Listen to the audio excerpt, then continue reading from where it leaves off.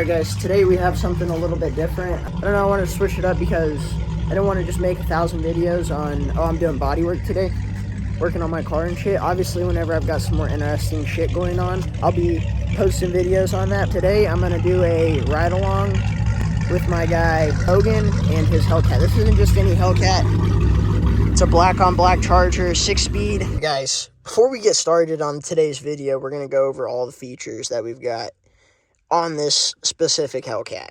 2017 Challenger Hellcat. This is a 6-speed manual. First thing I obviously want to go over is the stuff that you get on the gauge cluster up here. You can obviously check, you know, all the basic stuff. What I really like the most, you go up here to performance. You can set timers for everything, like eighth of a mile, quarter of a mile, braking distance, G-forces, all that. Your lap timers. There's really nothing else up here. All the basic stuff. Over here, you got your drive modes, obviously. What I didn't know that these cars come with is the performance pages. It's all these, basically the same stuff you saw up here, but it comes with more. You can see like the current horsepower, all that, you know, your boost gauge, G-forces, timers, gauges, all that. Even changed the picture on all of this. Told me the other day this thing's got heated and cooled seats. Oh yeah. So it's not just a sports car. These cars have comfortability definitely in mind whenever they build these cars. Oh, yeah. You even got a heated steering wheel for when it's cold. These cars are not meant to be just put up in a garage somewhere. They're meant to be drove. Yeah. What I didn't know this car came with, Apple CarPlay. Apple CarPlay, yeah, that's nice to have. Yeah. Definitely a nice feature to have. The ambient lighting, it doesn't have much. It's got a right here in the cup holders, and then it's got some down there. You can see it at night better. You got your garage shit up here too. You can program your garage. Yeah, and I just learned the other day that you can download an app for these cars. It's kind of like the OnStar for like Chevys and stuff. You get on the app and you can like unlock the car or whatever from the app. Yeah, it's nice. Yeah. These don't come factory, but you know, they're nice to have. Running about $100. What I really like about the interior is the lighting. Like at night when you get out, it's almost like a theater. Yeah. Yeah, because you got these tiny little lights above your head right here. Oh yeah. And it just looks nice at night. Can't really see it, but these are the lights. I bought these off of Amazon for like $5, and they're really easy to install. I got them on both sides too. It's my little SXT 3.6 liter. Working on machining a heat shield for this cold air intake right here. The check engine light was on in there. That's because of this little sensor right here. It's supposed to be mated to that, but that's not the right plug. They actually only make like 210 to the wheel from factory, but it's the little intake right here. See my fingers? Your finger in my car. Even funnier, you can pop this one out too and have air going like directly through there, but I mean, I don't really see a point. You got washer fluid. So. Too.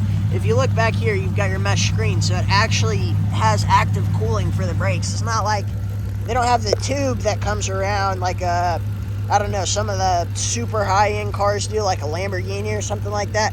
A lot of times they'll have a tube that comes directly from the front and it'll come around and blow directly on your brakes. This one just kind of has a blow through, but it does the same job. Hold on. This is like a 4-person trunk. Like depending on how you fold the knees up, you got at least 4 bodies back here. So, yeah, no.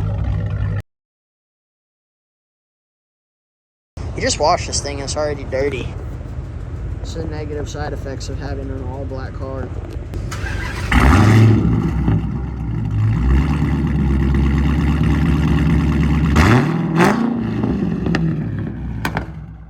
Thing pops like no other. First question, obviously, what made you decide to get a Hellcat in the first place? Over any other car like, say, a Corvette or Camaro or a Mustang, whatever it may be. What made you get a Hellcat over the rest? How much money I had. My original plan was to buy a GTR. And because I was looking at a 2013, and then it was like a weekend before I went to go buy it. I never even thought about the idea of getting a Hellcat until my friends mentioned it. And well, they were like, because you like manual so much, they have some manual Hellcats, and that's just as much power, but with also rear wheel drive. And I kind of blew it off for like a day. Then I just got bored one night on the marketplace and just decided to start looking and calling around. So I did. Then I found this one. Actually, I found a few. There was one with red interior that I really regret not getting. Somebody got that one before I did, and then I found this one. Then Friday after that came around, and it was like after school. I'd already called the dealership to see if it was still there, and they said, yeah, I could come look at it. So I did. And that same night I bought this. So. You did mention after school, right? So explain to everybody how old you are. I'm 18 years old. And this obviously wasn't your first car, right? No. Crazy. 18-year-old Hellcat. About how long did it take after you kind of were looking for Hellcats, after you switched modes from looking for GTRs? How long did it take before you actually found this specific car? A week. A week.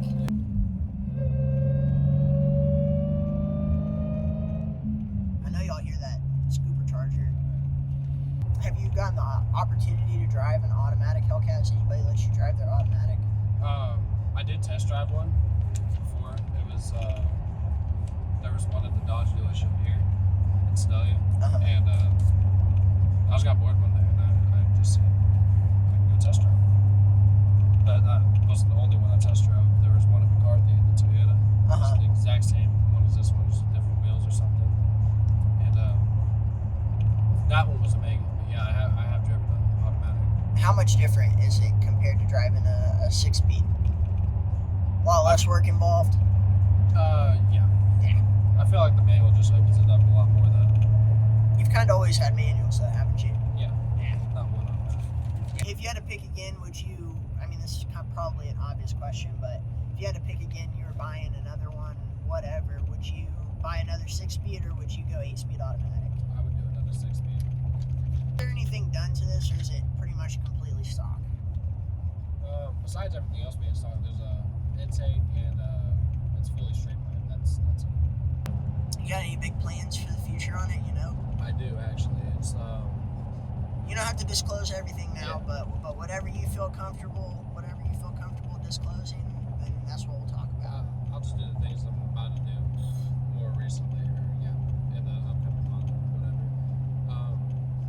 So first off, I am gonna do an MMX cam, performance cam.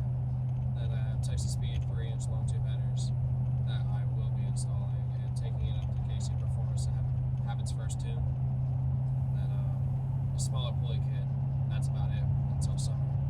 You're gonna run some corn fuel on it at some point, E85? I will have a 85 kit put on it.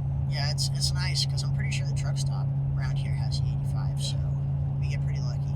Got a gas station pretty close. Don't have to drive hours or nothing like that to go get some E85. Yeah. Oh, So, my last and final question for the interview portion is going to be: are you ready to get gapped whenever I get my car done? You ready to get gapped? We'll see what that little 4-banger can do. Yeah, we'll see. I'll turn it up a little bit, throw it on 18 pounds, see what we can do. Oh yeah, no, I do update videos all the time.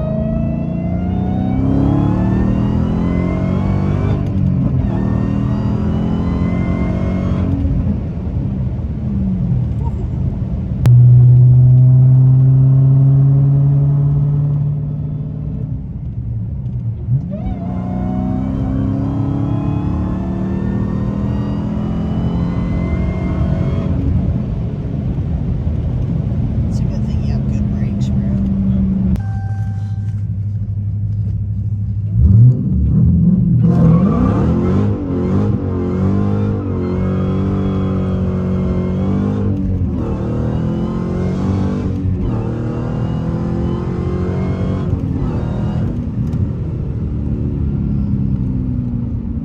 Good brakes. That 0 to 60 was awfully quick there. It's a lot faster than most people think. Like a lot of people they won't be expecting how fast it is because of how much it weighs. Then once they actually get in the car and ride with me, they're like really surprised about it.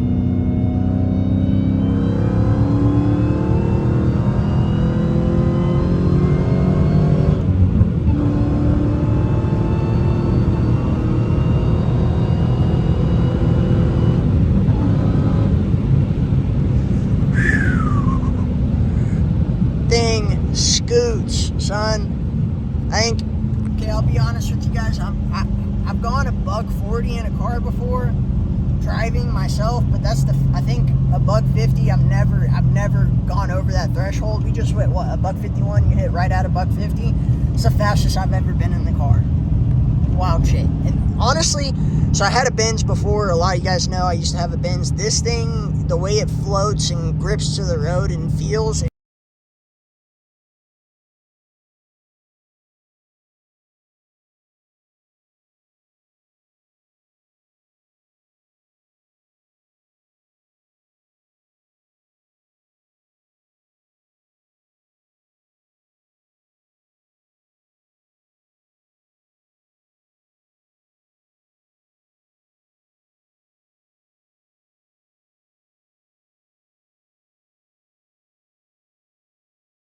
yeah.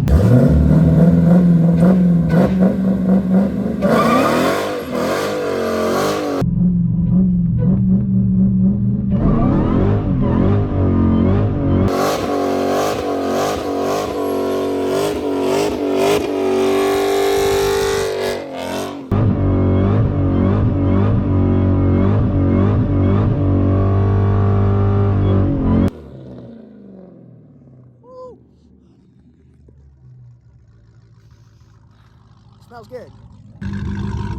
Woo! How you feel? It's pretty good? Pretty good? Bro, it's smoky in here. Pretty good, pretty good.